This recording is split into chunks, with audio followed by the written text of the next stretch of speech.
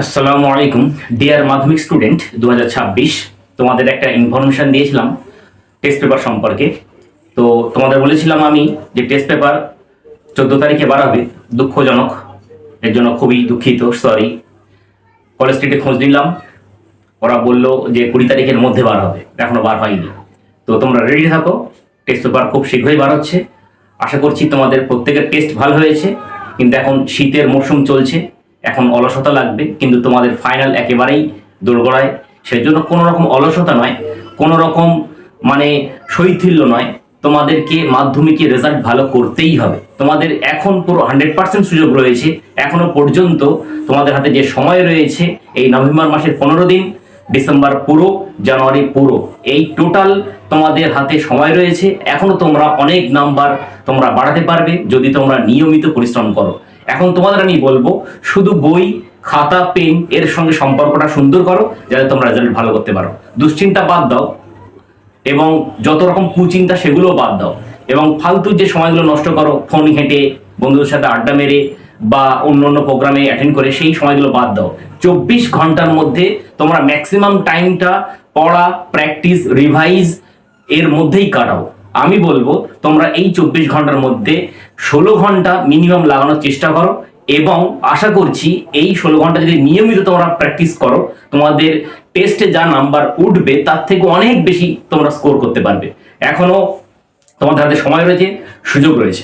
আজকের এই ভিডিওতে তোমাদের জন্য আমি রাইটিং স্কিল ইংলিশে কিভাবে তোমরা বেশি স্কোর করতে পারবে সে সম্পর্কে একটা ডিপ অ্যানালিসিস তোমাদের সামনে নিয়ে এসেছি, তোমাদের সঙ্গে আলোচনা করব। তোমরা ভিডিওর সাথে থাকো শেষ পর্যন্ত।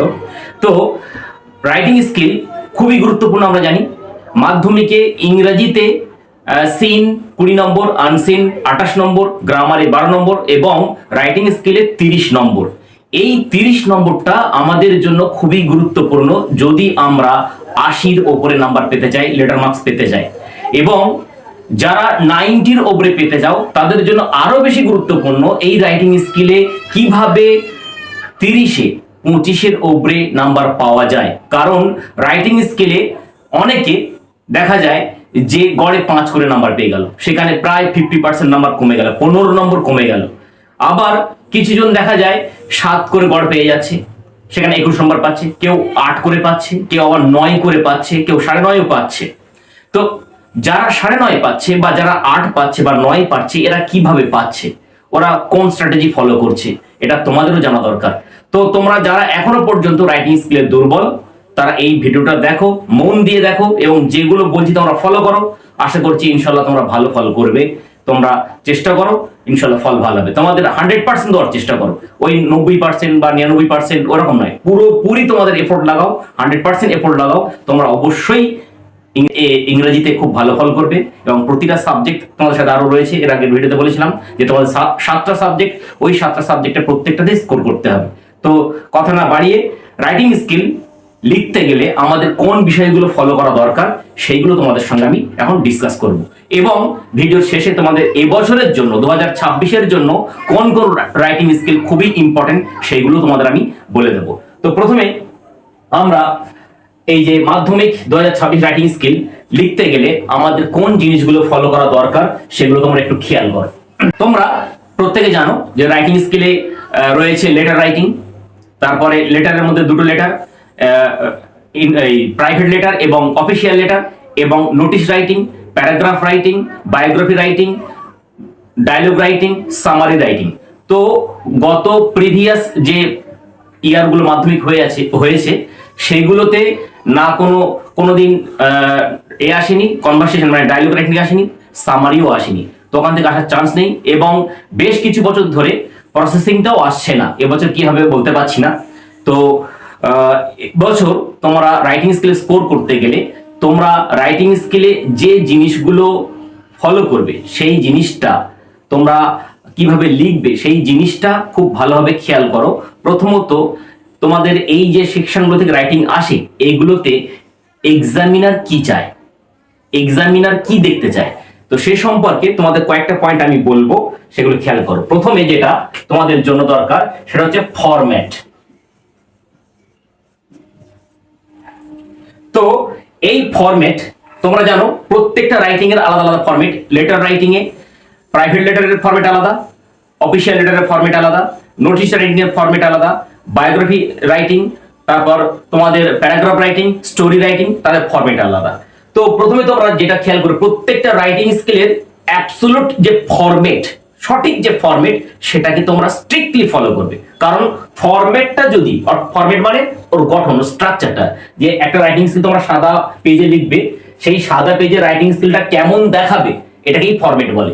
এই ফরম্যাটটা তোমরা খুব ভালোভাবে জেনে নাও, স্ট্রিক্টলি ভাবে জেনে নাও কিভাবে লিখতে হবে। যেমন তোমরা লেটারের ক্ষেত্রে যদি আমি বলি ফরম্যাট গুলো কেমন ভাবে হয়, লেটারের ক্ষেত্রে প্রাইভেট লেটার তোমরা জানো যে প্রত্যেক লেটারের 6টা করে অংশ থাকে, সেগুলো তোমরা খুবই জানো যেহেতু 9-এ পড়েছো। এই জন্য তোমরা লেটার লেখার সময়, যে কোনো রাইটিং লেখার সময় প্রথমে তোমরা যেটা করবে, চারিদিকে তোমরা পেন্সিল দিয়ে সুন্দর করে মার্জিন টেনে নেবে যাতে দেখতে সুন্দর লাগে প্রেজেন্টেশনটা, এবং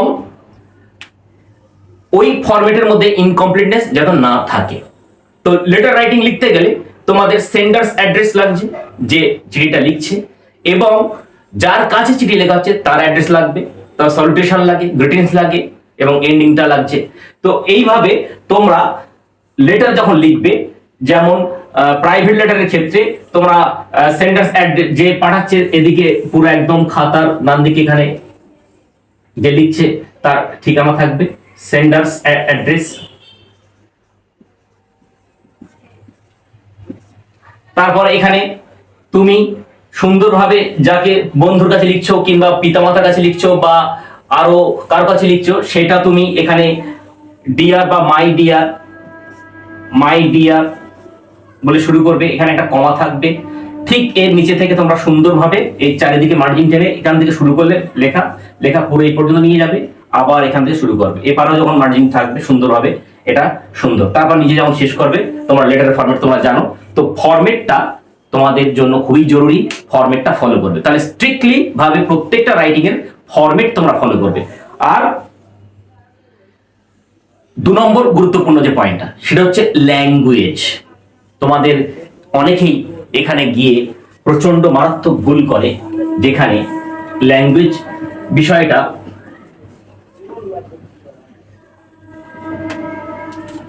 তো ল্যাঙ্গুয়েজ,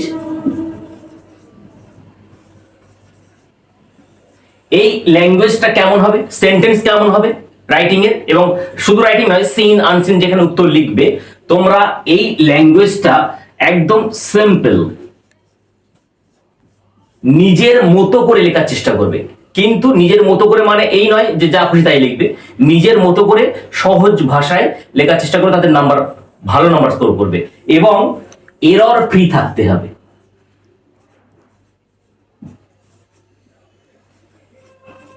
এরর ফ্রি মানে ওই ল্যাঙ্গুয়েজের মধ্যে সেন্টেন্সের যে প্যাটার্ন, গ্রামাটিক্যাল যে জিনিসগুলো রয়েছে, রুলস গুলো, সেগুলো যেন মেনটেন হয়। তো তোমাদের জন্য এই ল্যাঙ্গুয়েজে আমি একটা সিক্রেট বলবো সংক্ষেপে। এই সিক্রেটটা তোমরা যদি ভালোভাবে বুঝতে পারো, আশা করছি তোমরা অনেক বাক্য নিজে নিজে বানাতে পারবে, অনেক সেন্টেন্স তোমরা নিজে নিজে লিখতে পারবে। সিক্রেটটা তোমরা সবাই জানো, কিন্তু এইটা নিয়ে তোমরা কেউ চিন্তা করো না, সেই জন্য পারো না। ইংরেজিতে সিম্পল একটা নিয়ম রয়েছে সেন্টেন্স লেখার, সেটা হচ্ছে এস সাবজেক্ট ভার্ব ও, ও মানে আদার ওয়ার্ডস, সাবজেক্ট ভার্ব আদার ওয়ার্ডস। এই প্যাটার্নটা ফলো হয়, এই প্যাটার্নটা ফলো হয়ে তোমরা সমস্ত রাইটিং লিখতে পারবে। এই সাবজেক্ট ভার্ব আদার ওয়ার্ডস, এই আদার ওয়ার্ডস এর মধ্যে আছে, প্রথমে আসে অবজেক্ট, তারপরে কমপ্লিমেন্ট, তারপরে আসে অ্যাডভার্বিয়ালস। ভার্বের মধ্যে তোমরা জানো যে অক্সিলারি ভার্ব, মেন ভার্ব আছে, তারপরে তোমাদের জন্য অক্সিলারি ছাড়াও finite verb, non finite verb রয়েছে, এগুলো তোমরা জানো। আর সাবজেক্ট এখানে সিঙ্গুলার হচ্ছে না প্লুরাল হচ্ছে, এটা তোমরা খেয়াল করবে, কারণ এই সেন্টেন্স প্যাটার্নটা প্রত্যেকটা টেন্স ফলো করেছে, সাবজেক্ট ভার্ব আদার ওয়ার্ডস। তো সেন্টেন্স তোমরা জানো ইংরেজিতে পাঁচ রকমের সেন্টেন্স হয়: অ্যাসার্টিভ, ইম্পারেটিভ, অপটেটিভ, এক্সক্লেমেটরি, এই সেন্টেন্স কটা যদি তোমরা ভালোভাবে শিখে নিতে পারো, তো অ্যাসার্টিভ সেন্টেন্সের গঠন প্রথমে সাবজেক্ট থাকবে, যেমন আমি একটু উদাহরণ দিই, সাবজেক্ট হি ডু ইট, সেটা করে। তো এই প্যাটার্নটা মনে করো আমি একটা বাঘ দেখেছিলাম, বা একটা রাজা ছিল, সে ছেলেদেরকে সে প্রজাদের অত্যাচার করত, এরকম ধরনের তোমরা ছোট্ট ছোট বাক্য গঠন করতে পারবে এই প্যাটার্ন ফলো করে। যেমন আমি গত রবিবার সায়েন্স সিটিতে বেড়াতে গিয়েছিলাম, তো লাস্ট সানডে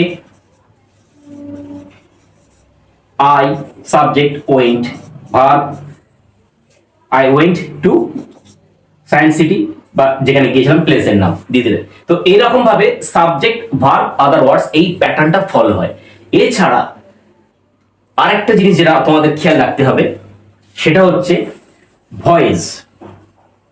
কারণ তোমরা জানো প্রসেসিং রাইটিং, রিপোর্ট রাইটিং এবং প্যারাগ্রাফের মাঝে মাঝে তোমাদের অ্যাক্টিভ প্যাসিভের ব্যাপার থাকে। যেমন আমি একটা সেন্টেন্স লিখছি, আই কিল্ড, আর লিখছি হি ওয়াজ কিল্ড। এই যে সেন্টেন্স প্যাটার্নটা, প্রথমের বাক্য আই কিল্ড, এখানে সাবজেক্ট এটা আই কিল্ড, এর মানে হচ্ছে আমি হত্যা করেছিলাম। আর হি ওয়াজ কিল্ড, এই বাক্যটা মানে হচ্ছে হি ওয়াজ কিল্ড, তাকে হত্যা করা হয়েছিল, মানে হত্যা কাজটা তাকে করা হয়েছিল। এটা অ্যাক্টিভ ফর্মে আছে আর এটা প্যাসিভে আছে। এই জিনিসটাও তোমাদের বুঝতে হবে। যেমন প্রসেসিং লেখার ক্ষেত্রে মনে করো তোমাদের বাক্য দিল যে তোমরা ম্যাঙ্গো পিকেল তৈরি করো, তো বাজার থেকে আম কেনা হয়, বাজার থেকে আম কেনা হয় ইংরেজিটি কি হবে? বাজার থেকে আম কেনা হয়, তাহলে কি হচ্ছে ম্যাঙ্গো ইজ বট, বাজার থেকে, from the market, from the market. তাহলে ম্যাঙ্গো ইজ বট, আম কেনা হয়, জল ফোটানো হয়, ওয়াটার ইজ বয়েলড। তারপরে বিল্ডিং তৈরি করা হয়, বিল্ডিং ইজ কনস্ট্রাক্টেড।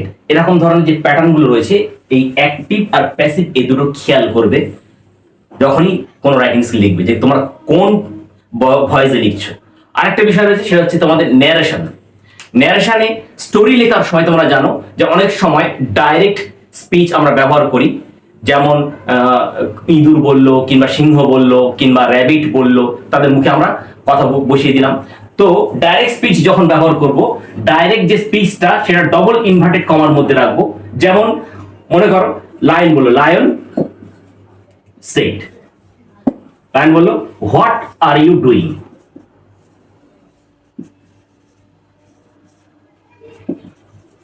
এই হোয়াট আর ইউ ডুইং এটা ইনভার্টেড কমার মধ্যে রাখতে হবে, আর লায়ন সেট এটা এখানে রাখতে হবে। বা হোয়াট আর ইউ ডুইং বলে সেট লায়ন, এরকম লিখতে পারি। তো স্টোরি ক্ষেত্রে, প্যারাগ্রাফের ক্ষেত্রে তোমাদের তাহলে অ্যাক্টিভ ভয়েস, প্যাসিভ ভয়েস এটা জানতে হবে, plus narration change, direct narration, indirect narration, এই প্যাটার্নগুলো ফলো করতে হবে। এবং সিম্পল, কমপ্লেক্স, কম্পাউন্ড সেন্টেন্সের যে প্যাটার্নটা ওটাও তোমাদের একটু জানতে হবে। তাহলে এই প্যাটার্নগুলো তোমরা যদি জানো তাহলে খুব সহজে তোমরা রাইটিং স্কিল লিখতে পারবে। তাহলে তোমাদের প্রথম যেটা বললাম কি, ফরম্যাটটা ফলো করো। দ্বিতীয়, তোমরা যে ল্যাঙ্গুয়েজটা ব্যবহার করবে, ছোট্ট ছোট বাক্য ব্যবহার করতে পারো, খুব বেশি ভেরি কমপ্লেক্স করে লাভ নেই, সহজভাবে সহজ কথা বলে ফেলো। এবং তোমাদের প্রশ্নে 3 নম্বর যে গুরুত্বপূর্ণ পয়েন্ট, তোমাদের প্রশ্নে যে হিন্টস গুলো দেওয়া থাকবে, ওই হিন্টস এর একটাও হিন্টস যাতে বাদ না যায়, প্রত্যেকটা হিন্টস ধরে তোমাদের রাইটিং স্কিলটা লিখতে হবে। তাহলে এক্সামিনাররা দেখবে তোমরা প্রত্যেকটা হিন্টসে তোমরা টাচ করেছো কিনা। তাহলে প্রত্যেকটা হিন্টসে টাচ করে তোমাদের লিখতে হবে, এবং ওই হিন্টস গুলো দিয়ে তোমাদের একটা দুটো বাক্য বাড়াতে পারো, বা সেম হিন্টসে শুধু ওই প্যাটার্নে, সেন্টেন্স প্যাটার্নে তোমরা লিখে দিতে পারো। এবং টোটাল রাইটিং স্কিলের ক্ষেত্রে তোমরা যেটা খেয়াল করবে, যে রাইটিং স্কিল লিখতে গেলে প্যারাগ্রাফ রাইটিং বা প্রসেসিং রাইটিং বা বায়োগ্রাফি রাইটিং, প্রথমে একটা ইন্ট্রোডাক্টরি সেন্টেন্স লাগে। এটা তোমরা প্রথমে ইন্ট্রোডাক্টরি সেন্টেন্স একটাই লিখতে পারো, বা খুব বেশি দুটো, যেহেতু তোমাদের 120টা ওয়ার্ডের মধ্যে লিখতে হবে, সময় সংক্ষেপ। কারণ রাইটিং স্কিল লিখতে তোমরা 35 মিনিট থেকে 40 মিনিট তোমরা সময় পাবে। বাদ বাকি সিন, আনসিন গ্রামার তোমাদের করতে হবে, প্লাস আনসিন থেকে যে 4টে ওয়ার্ড দেওয়া থাকে 8 নম্বরে, ওটাও তোমাদের খুঁজে বার করতে হবে। তাই তোমাদের রাইটিং স্কিল 35 থেকে 40 মিনিট তোমরা সময় পাবে, ওটা লিখে তোমাদের কমপ্লিট করতে হবে। তাহলে তোমরা রাইটিং এ একদম 25+ নাম্বার পাবে স্ট্রিক্টলি যদি ফরম্যাট ইউজ করো, এবং লেখাগুলোকে যদি গ্রামাটিক্যাল মিস্টেক যদি মুক্ত করতে পারো, এরর ফ্রি সেন্টেন্স দিয়ে লিখতে পারো, এবং লেখাগুলো যেন অর্ডার অনুযায়ী হয়, মানে বিগিনিং, মিডল এবং এন্ডিং, বিগিনিং, মিডল, এন্ডিং, শুরু, মাঝে, শেষে, এই সিকোয়েন্সটা তোমাদের মেনটেন করতে হবে।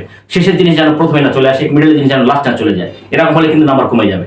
আর যদি তোমরা রাইটিং স্কিল উন্নতি করতে চাও, আমি তোমাদের বলবো তোমাদের কাছে যে গ্রামার বই কিংবা সহায়িকা বই রয়েছে, সেই বইয়ের যে তোমাদের মডেল কিছু প্রশ্ন উত্তর দেওয়া থাকে, প্যারাগ্রাফ, স্টোরি, সেইগুলো তোমরা ভালোভাবে খেয়াল করো, ভালোভাবে লিখে লিখে প্র্যাকটিস করো, তোমরা নিজে নিজে বুঝতে পারবে। মিনিমাম প্রত্যেকটা আইটেম থেকে তোমরা 5টা করে করার চেষ্টা করো, প্রথম মুখস্থ করো, কপি করার চেষ্টা করো, তারপর নিজের লেখা ক্ষমতা দেবে। আর যারা নিজে লিখতে পারো তাদেরকে আমি বলবো, তোমরা যদি দুটো বই জোগাড় করতে পারো খুব ভালো হবে, তাহলে তোমরা কম্পেয়ার করতে পারবে যে লেখাগুলো কি হলো, একই টপিকের উপর দুটো লেখা দেখার চেষ্টা করো। এবং তোমাদের ফোনও রয়েছে, ফোন থেকে গুগল থেকেও তোমরা দেখতে পারো একই লেখা, তোমরা ভ্যারিয়াস রাইটারের লেখাটা দেখো, তাহলে কি হবে, এতে তোমাদের লেখার কনফিডেন্স লেভেলটা বাড়বে যে এইভাবেও লেখা যায়। না হলে একটা বইয়ের উপর যদি শুধু ফলো করো, তাহলে তোমরা কি হবে, ভয় থাকবে যে মনে হয় শুধু এইভাবে লিখতে হয়, এই সেন্টেন্সটা শুধু এইভাবে লেখা যায়, অন্যভাবে লেখা যায় না।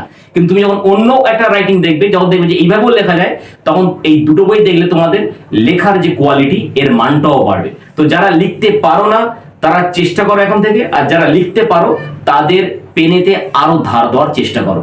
তাহলে এইভাবে তোমরা রাইটিং স্কিল লিখবে, লেখার চেষ্টা করো, প্র্যাকটিস করো, যাতে তোমরা 25+ নাম্বার তুলতে পারো। কারণ 25+ যদি তোমরা রাইটিং এ তুলতে পারো, আমি বলছি তোমাদের নাম্বার 100-তে 95+ নাম্বার হবে।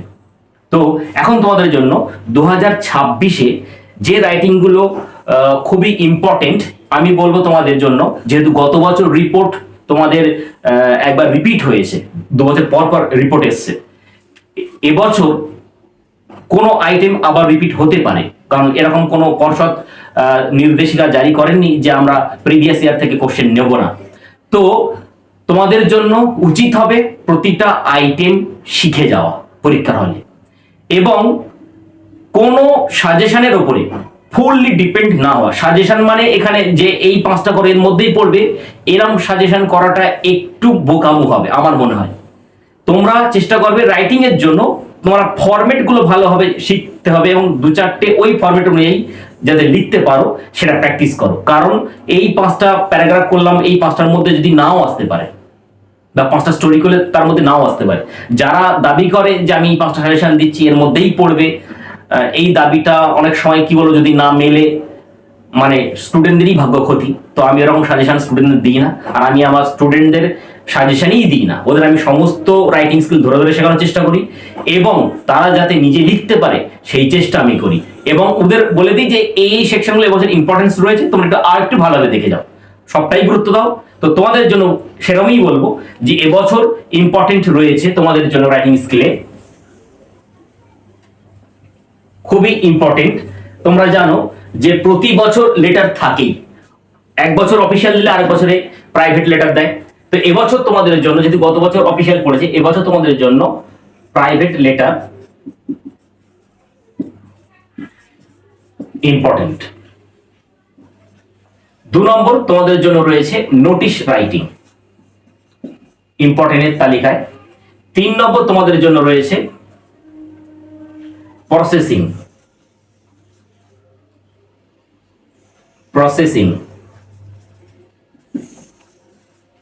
4 নম্বরে তোমাদের জন্য রয়েছে বায়োগ্রাফি।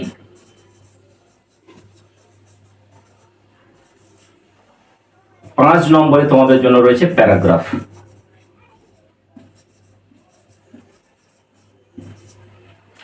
প্রাইভেট লেটার লেখাটা কোনো ব্যাপার নয়, একদম যেমন তোমার বন্ধুর সাথে কথা বলো সেইভাবে তুমি লিখতে পারো, যদি প্রাইভেটে কোনো বাঁধা ধরার নিয়ম শৃঙ্খলা নেই। তোমার পিতার কাছে লেখার সময় পিতার সাথে যেমন ভাবে কথা বলো, মনে করো তোমার পিতার সামনে বসে আছে, তুমি তার সাথে কথা বলছো, বা মায়ের কাছে মা সামনে বসে তার সাথে কথা বলছো, সেইভাবে লেখাটার চেষ্টা করো, সুন্দর লেখাবে। সংক্ষেপে যেহেতু 120টা ওয়ার্ডের মধ্যে খুব বেশি বাড়ানোর দরকার নেই, একদম একদম কনসাইজ করে সুন্দর সিম্পল ভাবে সুন্দর সুন্দর সহজ ভোকাবুলারি দিয়ে তোমার মনের থটটা, মনের চিন্তা ভাবনাকে, সেন্সকে প্রকাশ করার চেষ্টা করো, এখন থেকে চেষ্টা করো। নাহলে পরীক্ষার হলে গিয়ে অনেকে ভাবে কি যে রাইটেও পরীক্ষার হলে গিয়ে ম্যানেজ করে নেবো, এই ভুলটা করতে যাবো না। কারণ পরীক্ষার হলে গিয়ে ওই টেনশনে দেখবে যে রাইটিং লিখতে গিয়ে তোমাদের সময়ই খুলুইনি, লিখতেই পারোনি, কারণ অনেক স্টুডেন্ট এমন ঘটেছে। তাই আমি তোমাদের বলবো এখন থেকে নিয়মিত প্র্যাকটিস করে যাও। তো তোমাদের জন্য খুবই ইম্পর্টেন্ট প্রাইভেট লেটার রয়েছে, অফিসিয়াল লেটারের ফর্মালিটিগুলো তোমরা দেখে যাও, বাই চান্স রিপিট হতে পারে। তারপর সেকেন্ড নম্বরে তোমাদের জন্য নোটিশটা খুবই ইম্পর্টেন্ট এই বছর, যেহেতু 1 বছর রিপোর্ট আসে, 1 বছর নোটিশ আছে। তো রিপোর্টটা কিন্তু গত বছর রিপিট হচ্ছে পরপর 2 বার, এবছর রিপিট হওয়ার চান্স নেই পর্ষদের হাতে, তবু রিপোর্টের নিয়মটা শিখে রাখবে। নোটিশটা করবে। 3 নম্বর প্রসেসিং। প্রসেসিং অনেক বছর আসছে না, এবছর হাইলি চান্স রয়েছে দেওয়ার, এবং প্রসেসিং আর বায়োগ্রাফির মধ্যে অলরেডি হাইলি চান্স রয়েছে। আর তোমাদের বলবো এই প্যারাগ্রাফ যদি শিখে যাও ভালোভাবে, এই প্যারাগ্রাফ রাইটিংটা বায়োগ্রাফি আর প্রসেসিং এর মধ্যেই পড়ে যাচ্ছে প্যারাগ্রাফটা। তো প্যারাগ্রাফ তোমাদের লিখতে দিতে পারে যে write a paragraph following the flow chart, মানে প্রসেসিং বা বায়োগ্রাফি একদম প্যারাগ্রাফের মতোই লিখতে হবে, ইন্ট্রোডাক্টরি সেন্টেন্স, তারপরে বিগিনিং, তারপরে মিডল, তারপরে এন্ড। তো প্যারাগ্রাফ যদি লেখা তোমরা শিখে যেতে পারো, এই দুটো লেখা কোনো ব্যাপার নয়। তো তোমরা এই 5টা আইটেম খুব ভালোভাবে তোমরা প্র্যাকটিস করো, কোশ্চেন মার্কস থেকে, তারপর তোমাদের জন্য যে টেস্ট পেপার আছে সেখান থেকে ভালোভাবে প্র্যাকটিস করো, তোমরা আশা করছি ভালো স্কোর করবে। তো অবশেষে ভিডিও শেষে তোমাদের জন্য আমি একটাই কথা বলবো যে কারোর উপরে পরীক্ষার হলে কারোর উপরে ভরসা করে যেও না। নিজের যদি জীবনে কিছু একটা করতে চাও, তোমার হাতে এই যে সুযোগটা মাধ্যমিক এখন পড়ছো, এটা তোমার জীবনের একটা প্রথম স্টেপ শিক্ষা জগতে। আর এই মাধ্যমিকে যদি ভালো স্কোর করতে পারো, তোমরা ইচ্ছা মতো সাবজেক্ট নিয়ে পড়তে পারবে, সায়েন্স হোক, আর্টস হোক বা কমার্স, তোমার যেটা ভালো লাগে। আর যদি মাধ্যমিকে স্কোর ভালো না হয়, তখন কিন্তু তুমি তোমার ইচ্ছা মতো সাবজেক্ট নিতে পারবে না, ইচ্ছা মতো স্কুলেও ভর্তি হতে পারবে না। আর যদি ভালো মার্কস তোমরা পাও, 80% নাম্বার যদি তোমরা মাধ্যমিকে স্কোর করতে পারো, তোমার ইচ্ছা মতো স্কুল প্লাস সাবজেক্ট তুমি বেছে নিতে পারবে। তাই তোমার কাছে সুযোগ রয়েছে, তুমি 5 বছর পর তোমাকে কোন জায়গায় দেখতে চাও সেটা এখন থেকে ভাবো। যে তুমি 5 বছর পর একটা বড় ডাক্তার হবে, কিংবা একটা বড় প্রফেসর হবে, কিংবা বড় একটা বিজ্ঞানী হবে, কিংবা বড় একটা বিজনেসম্যান হবে, সেই জায়গাটা ভাবো। তুমি ছোট, যেমন সুকান্ত ভট্টাচার্যের একটা কবিতা, ক্ষুদ্র আমি তুচ্ছ নই ভাবি বনস্পতি। এখন আমরা ক্ষুদ্র, ছোট, তুচ্ছ নই। তুচ্ছ মানে ফেলে দেওয়ার জিনিস নই। তোমরা যারা মাধ্যমিক দিচ্ছ, নিজেদেরকে তুচ্ছ ভেবো না। তোমরা ছোট, বয়সে ছোট, কিন্তু তোমাদের ভেতরে যেমন একটা দানা, একটা গাছের দানা, ধরো লিচু গাছ, তোমরা দেখেছো লিচু গাছ, যে ওর দানাটা খুব ছোট, কিন্তু সেই দানাটা যখন মাটিতে পড়ে, জল বাতাস সব পায়, তার পরিবেশ পায়, সে আস্তে আস্তে যখন বেড়ে ওঠে, একটা বিশাল বড় বৃক্ষে পরিণত হয়। তো তোমার ভেতরেও ছোট, এখন তোমরা ছোট মানুষ, কিন্তু তোমার ভেতরে একটা বড় বিশাল মহৎ মানুষ লুকিয়ে রয়েছে। সেই মহৎ মানুষটাকে বার করার জন্য এই শিক্ষাটা হচ্ছে মূল অস্ত্র, মূল হাতিয়ার। তাই শিক্ষা সাবজেক্টগুলোকে তোমরা ভালোবাসার চেষ্টা করো, যাতে তোমাদের লেভেল, তোমাদের সামাজিক স্ট্যাটাস, তোমাদের ফ্যামিলির স্ট্যাটাস এবং তোমাদের ব্যক্তিগত যে স্ট্যাটাস সেটা যাতে বাড়ে, সেটা তোমরা চেষ্টা করো। তোমাদের ভবিষ্যৎ তোমাদের হাতে, তোমাদের ভাগ্য তোমাদের কর্মে। কেউ তোমার ভাগ্য এসে পরিবর্তন করে দেবে না। আর উপরওয়ালা তাকে সাহায্য করে না যে নিজেকে সাহায্য করে না। এটা আমরা জানি গল্প থেকে, যে যে চেষ্টা করে আল্লাহ তারই সাহায্য করে, যে চেষ্টা করে না আল্লাহ তার দেবে না। সিম্পল। তুমি যদি মাধ্যমিক ভালো র্যাঙ্ক করতে চাও, তাহলেই ভালো র্যাঙ্ক করতে পারবে। আর যদি মাধ্যমিক রেজাল্ট যদি না করতে চাও, তোমাকে পৃথিবীর কোনো শক্তি নেই এসে যে তোমার ভালো র্যাঙ্ক করাবে। আশা করছি তোমরা আমার কথা বুঝতে পেরেছো, এবং তোমরা 7টা সাবজেক্ট খুব ভালোভাবে প্রস্তুতি নাও এবং কোনো রকম সময় নষ্ট করো না।